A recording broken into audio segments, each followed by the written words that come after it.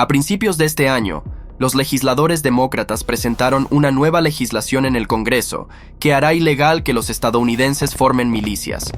El proyecto de ley, que se puede ver en pantalla, fue presentado tanto en la Cámara de Representantes como en el Senado. Oficialmente se titula la Ley para prevenir la actividad paramilitar privada de 2024.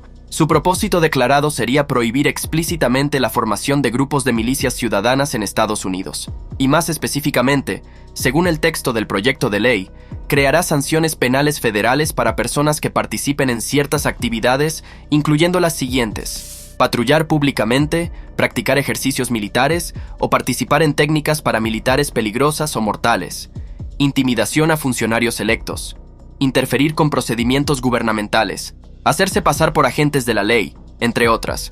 Ahora, tal vez irónicamente, este proyecto de ley probablemente tuvo el efecto contrario al que pretendía, al menos en el público, porque sé que para mí, y varias personas con las que hablé, después de escuchar sobre este proyecto de ley, mi primera reacción fue: ¿podemos formar milicias privadas? Quiero decir, si están tratando de prohibir la formación de milicias, eso debe significar que actualmente es legal hacerlo, ¿verdad? Bueno, después de investigarlo, la respuesta es un poco compleja, por decirlo menos. Así que repasemos el marco legal que rodea a las milicias tal como está hoy en día, lo que este proyecto de ley realmente intenta prohibir, así como la cuestión central de si usted, como ciudadano estadounidense, puede formar su propia milicia hoy en día. Para empezar, comencemos con el documento fundamental en juego, la Segunda Enmienda. Durante mucho tiempo, uno de los principales argumentos que circulan en línea contra la propiedad privada de armas es que la Segunda Enmienda en realidad no da a las personas el derecho a poseer armas. El argumento suele ser algo como esto: la Segunda Enmienda no permite a las personas poseer armas, solo permite al Estado poseer armas para formar algo como la Guardia Nacional.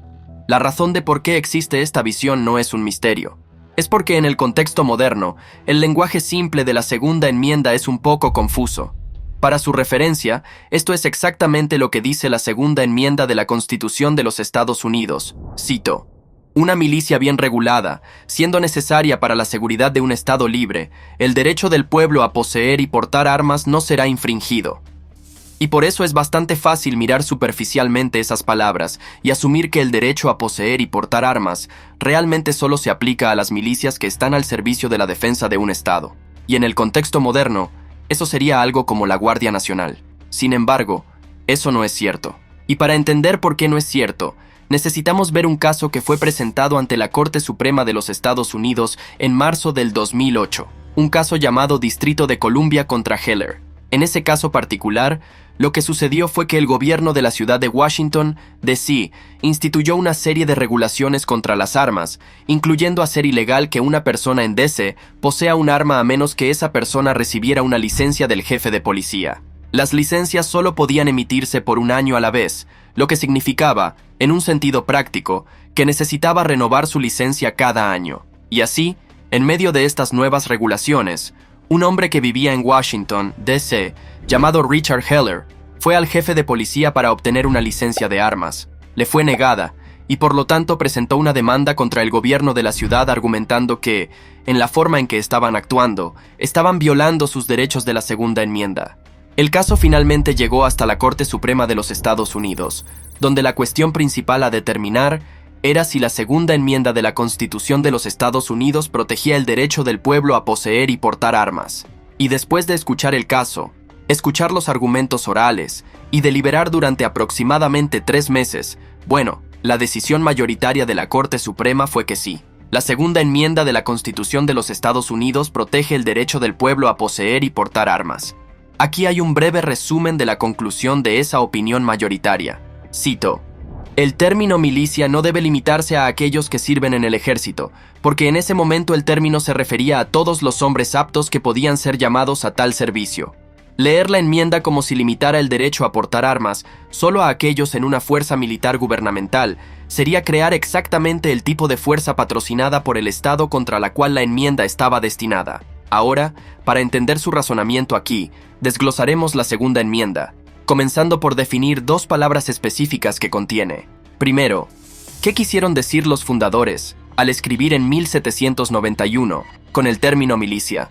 Porque hoy en día solemos confundir milicia con algo como la Guardia Nacional dirigida por el Estado. Pero eso no es lo que la palabra significaba en ese entonces.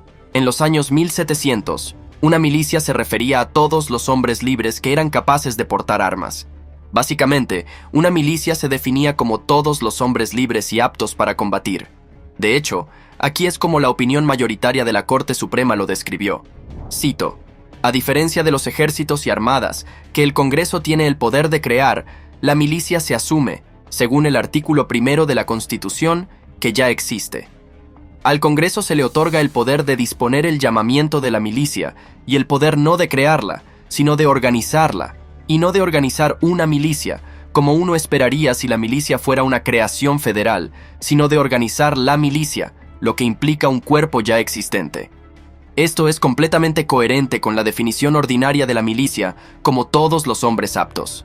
De ese grupo, el Congreso tiene pleno poder para organizar las unidades que compondrán una fuerza de combate efectiva. En otras palabras, el término milicia se entendía en ese momento como todos los hombres libres y capaces.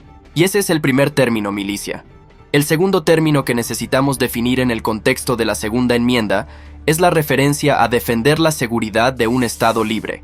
Entonces, ¿qué significaba exactamente un Estado libre en 1791? Bueno, a diferencia de hoy en día, donde la palabra Estado suele referirse a un Estado individual como Oklahoma o Kansas, el uso del término un Estado libre en los años 1700 se refería a Estados-nación, lo que hoy llamaríamos países. Aquí está nuevamente la Corte Suprema de los Estados Unidos sobre este término en particular.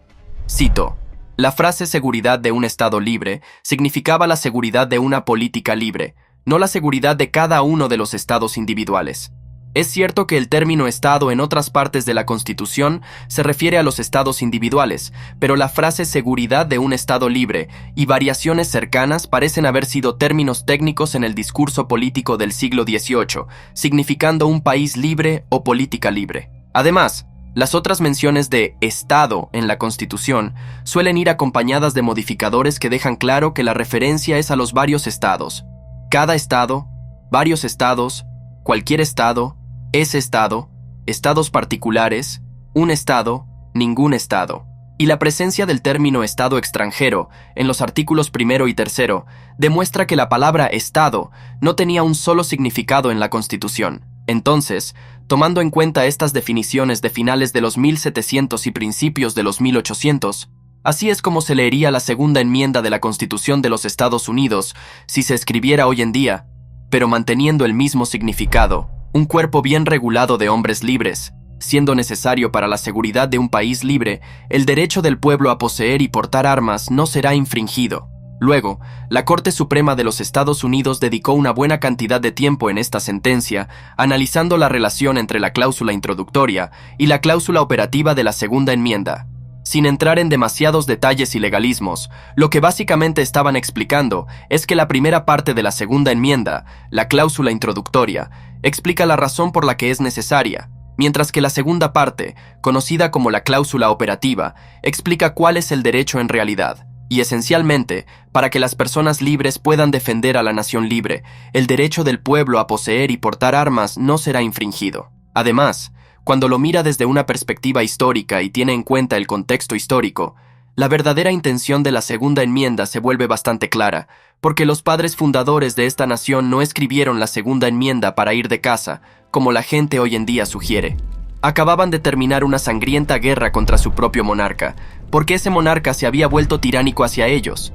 Y después de que terminó esa guerra, codificaron la segunda enmienda en la Constitución de los Estados Unidos, no para que los estadounidenses pudieran ir de caza, ni siquiera tanto para que pudiéramos protegernos de criminales comunes, sino que la segunda enmienda en la Carta de Derechos se puso allí para proteger a los ciudadanos de la República de su propio gobierno si en algún momento ese gobierno se volvía tiránico. Fue escrita para dar a las personas de los estados la capacidad de protegerse a sí mismas, a sus familias y a sus comunidades de un gobierno que, en algún momento, podría convertirse en un terror para su propio pueblo. Ahora, con eso como contexto general, la siguiente pregunta lógica es: ¿cómo ejecutan las personas esta responsabilidad? Porque si usted tiene un arma, y yo tengo un arma, y Dave tiene un arma, y Mike tiene un arma, bueno, eso es genial. Todos estamos armados. pero no estamos bien organizados. Y aquí es donde las cosas se vuelven un poco, podría decir, complicadas. Durante el tiempo de la fundación de esta nación, había muchas milicias. De hecho, Alexander Hamilton, mientras era estudiante en la Universidad de Columbia, literalmente pasaba sus mañanas practicando con una milicia estudiantil voluntaria antes de ir a clase. Sin embargo, después de la fundación del país, se promulgaron leyes una tras otra que limitaban la actividad paramilitar, permitiendo que solo fuera legal si el grupo que realizaba esa actividad estaba sujeto al Estado. Por ejemplo, a finales de los años 1800, se aprobó una ley en Illinois que prohibía, cito, cuerpos de hombres que se asocien como organizaciones militares, o que desfilen o practiquen con armas en ciudades y pueblos, a menos que estén autorizados por la ley. Ese estatuto de Illinois fue impugnado. La impugnación llegó hasta la Corte Suprema de los Estados Unidos, y en 1886, la Corte Suprema dictaminó que este tipo de leyes, que hacen ilegales las organizaciones militares ciudadanas, no violan la Segunda Enmienda. Luego, unos 20 años después, se aprobó algo conocido como la Ley de la Milicia de 1903.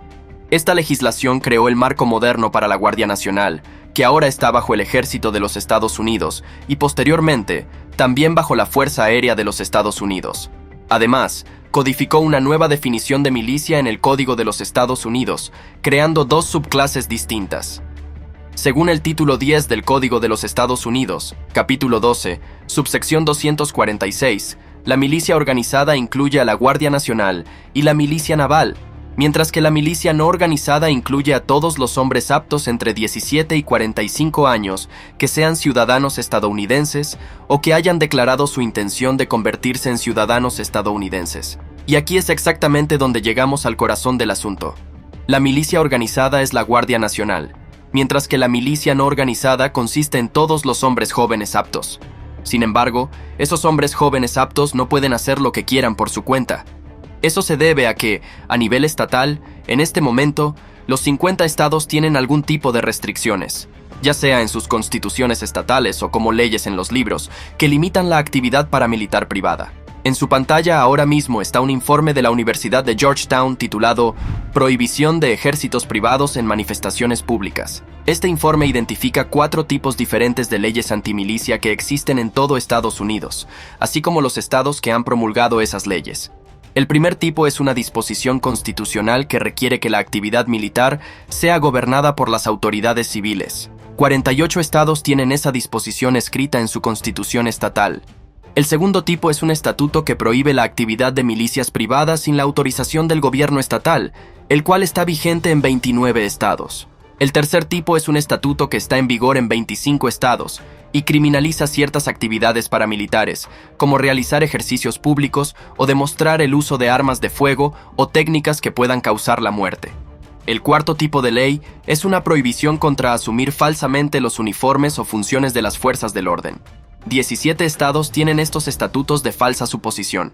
Como puede ver, los 50 estados tienen al menos 2 de estas prohibiciones, y algunos tienen las 4. Estas leyes tienen el efecto combinado de hacer que sea prácticamente ilegal para los grupos paramilitares hacer casi cualquier cosa en público. Sin embargo, aquí es donde empezamos a encontrarnos con la primera enmienda. Porque, si lo piensa bien, si tengo permitido poseer un arma, y mi amigo Dave también tiene permitido poseer un arma, y Mike también puede tener un arma, y todos podemos entrenar con nuestras respectivas armas de fuego, y según la primera enmienda, tenemos permitido asociarnos libremente. ¿En qué punto exacto nuestra asociación y ejercicio de nuestros derechos cruza la línea hacia la actividad paramilitar ilegal? Por ejemplo, ¿qué pasa si vamos al bosque a practicar tiro? ¿O si formamos un grupo voluntario de búsqueda y rescate y todos llevamos armas para defendernos de osos y coyotes? O tal vez más relevante, ¿qué pasa si mis amigos y yo vivimos en un estado de porte abierto y queremos ir a una protesta y todos llevamos nuestros rifles? ¿Caen todas estas situaciones dentro del ámbito de estas leyes? Porque cada una de estas actividades es legal. ¿En qué punto específico cruza la línea y se convierte en actividad paramilitar ilegal? Bueno, para responder algunas de esas preguntas, el Congreso celebró recientemente una reunión. Específicamente, después de varios eventos como el presunto complot para secuestrar a la gobernadora Gretchen Whitmer, las muertes por disparos en Kenosha, Wisconsin, con Kyle Rittenhouse, y lo que ocurrió el 6 de enero, Todos estos eventos, podría decir, reavivaron los esfuerzos de la izquierda política para reprimir a los grupos de milicias, grupos que, según ellos, están instigando violencia y reprimiendo los derechos de las personas. En esa línea, el Subcomité de Derechos Civiles y Libertades Civiles de la Cámara de Representantes celebró una reunión para, cito, examinar el papel de los grupos de milicias en el actual aumento del extremismo de derecha. Esta reunión del Congreso se celebró en mayo de 2021. Fue liderada por el congresista demócrata Jamie Raskin y se llevó a cabo bajo el marco de varias reuniones que confrontaban la supremacía blanca violenta, algo que, según el Departamento de Seguridad Nacional, es la mayor amenaza doméstica que enfrenta actualmente la seguridad de Estados Unidos. Durante esta reunión, estuvo presente la señora Mary McCord, quien fue fiscal federal y es la mujer detrás de este informe que detalla las leyes antimilicia en todo Estados Unidos. Y esto es lo que dijo sobre el marco legal que actualmente está en vigor en Estados Unidos respecto a las milicias. Y para su referencia, voy a acelerar el clip un poco para que podamos terminarlo más rápido. Unfortunately, there is a widespread misunderstanding that private militias are constitutionally protected. But private militias are not authorized by federal or state law, they are not protected by the Second Amendment, and they are unlawful in all 50 states. First, since before the founding, well-regulated has always meant regulated by the government. Historically, the militia consisted of all able-bodied men who could be called forth by the governor when needed and were answerable to the governor. The well-regulation of the militia was baked into the U.S. Constitution, which gives Congress the power to organize, arm, and discipline the militia, a power it exercised by authorizing the state militias answerable to state governments. And it was baked into the constitutions of nearly every state, which required that the military always be strictly subordinate to and governed by the civil authority. Second, the Supreme Court has been clear since 1886 that the Second Amendment does not protect private militias and that states must be able to ban them as necessary to the public peace, safety, and good order. The Supreme Court reiterated this in 2008 in District of Columbia versus Heller, which held for the first time that the Second Amendment protects an individual right to bear arms for self-defense. Justice Antonin Scalia, writing for the majority, pointedly contrasted that individual right with paramilitary activity, restating that the Second Amendment does not prevent the prohibition of private paramilitary organizations. And third, all 50 states prohibit private militias, whether through their state constitutions or other state laws. Sin embargo, a pesar de este hecho, actualmente hay más de 100 grupos de milicias activas en todo Estados Unidos, haciendo de todo, desde patrullar las calles durante protestas, marchar por las calles, proteger negocios durante disturbios, hasta ir a la frontera sur de Estados Unidos para ayudar a la patrulla fronteriza a detener a los migrantes ilegales que intentan pasar. Incluso hay una milicia grande compuesta completamente por personas negras que está activa, con la idea de crear su propio estado dentro del estado. Appearing by the hundreds at protests from Stone Mountain, Georgia to Louisville, Kentucky, demanding justice for police killings and countering what they believe is the threat of right-wing militias. It's a movement started in 2017 by this man, former musician and Army veteran John Grandmaster J. Johnson. What makes us so different is that our goal is our own government, our own country, a place where we can determine our own future. Is violence an option to reach your goals? The United States was built on violence being an option. Violence should be the last option. Y fíjese en algo, estas milicias están operando abiertamente, dan entrevistas a los medios y muy a menudo en eventos marchan junto a la policía. Y esto ocurre porque, a pesar de la multitud de leyes en los libros de todos los 50 estados, estas leyes rara vez se hacen cumplir. Y hay una serie de razones por las cuales eso es así. Y aquí, nuevamente, está la señora Mary McCord hablando ante el Congreso, describiendo algunas de ellas. These state laws are rarely enforced. They're not well known to local law enforcement. Some local officials lack access to information to build cases or mistakenly believe that private militia activity is constitutionally protected. And some local officials lack the political will to enforce anti-militia laws, especially in areas with a high number of pro-militia voters. Congress should consider a federal anti-militia law. A federal law prohibiting private militia activity in public while armed could provide a civil enforcement mechanism in addition to criminal penalties, allowing the U.S. Department of Justice to seek injunctive relief and civil forfeiture against armed paramilitary actors and their organizations. Y eso es exactamente lo que ocurrió. Poco después de esa reunión del Congreso, se introdujo la ley para prevenir la actividad paramilitar privada de 2024, tanto en la Cámara de Representantes como en el Senado. Ahora tiene 10 copatrocinadores, todos demócratas, y si se aprueba, facultaría al gobierno federal para procesar a las personas que participen en actividades de milicia. Porque, en este momento, el gobierno federal no puede hacerlo, ya que es un asunto estatal. Pero con esta ley, si se aprobara, el Departamento de Justicia podría intervenir y procesar a las personas que inicien o se unan a grupos de milicias. Ahora, en cuanto a si este proyecto de ley puede realmente convertirse en ley, es dudoso. En este momento, está bloqueado. No pasará por una Cámara controlada por los republicanos ni por un Senado dividido. Sin embargo, en el futuro, nunca se sabe. Con este tipo de asuntos puede haber un evento que provoque indignación pública, y de repente, los políticos se alinean y pueden aprobar la legislación rápidamente. A pesar de todo, así es como estamos actualmente. Los 50 estados tienen leyes en los libros que prohíben de alguna manera la actividad paramilitar organizada. Varía de estado a estado, pero en general, formar lo que comúnmente entendemos como un grupo de milicias es técnicamente ilegal. Sin embargo, las leyes contra esto rara vez, o nunca, se aplican. Y si se llegaran a aplicar, es muy probable que haya un proceso de apelaciones que llegue hasta la Corte Suprema de los Estados Unidos, porque en apariencia, muchas de estas leyes parecen estar en conflicto con la primera enmienda. Ahora, revisando los archivos de casos legales, el caso más reciente que es remotamente relevante para nuestra discusión fue en 2017, cuando la señora Mary McCord, la mujer que apareció en ese video hablando ante el Congreso, demandó a varios de los grupos de milicias que se presentaron en Charlottesville. Utilizó las leyes antimilicia de Virginia como base para su demanda. Sin embargo, ese caso terminó en un acuerdo, por lo que no está claro cómo se habría desarrollado en los tribunales y a través del proceso de apelaciones. A pesar de ello, esa es la situación actual. Si desea revisar mi investigación usted mismo, pondré mis notas en la caja de descripción debajo de este video, por si es del tipo de persona que le gusta profundizar en los detalles. Y también me encantaría conocer sus pensamientos, porque realmente hay dos formas diferentes de verlo, como en cualquier otro tema. Por un lado, parece que si seguimos la intención de los padres fundadores, bueno, no sé si se puede decir que su intención hubiera sido facultar únicamente a los gobiernos estatales para formar milicias, porque parecería que no hay razón para asumir que tanto el gobierno federal como el estatal no podrían volverse tiránicos. ¿Y entonces qué? ¿No tendría una milicia para defenderse? Así que no parece plausible que el gobierno estatal tenga el monopolio de las milicias. Sin embargo, por otro lado, sería difícil tener una sociedad que funcione normalmente si cualquiera que desee, en cualquier momento, puede formar su propia milicia itinerante y patrullar las calles con armas de porte abierto si así lo desea. Entonces, supongo que hay un equilibrio que mantener. Y hasta ahora, y durante los últimos 250 años, los tribunales han interpretado que el poder de las milicias debe pertenecer a los estados.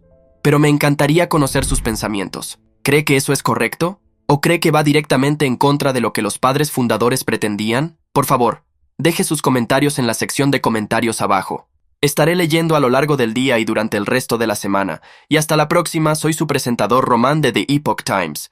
Manténgase informado y lo más importante, manténgase libre.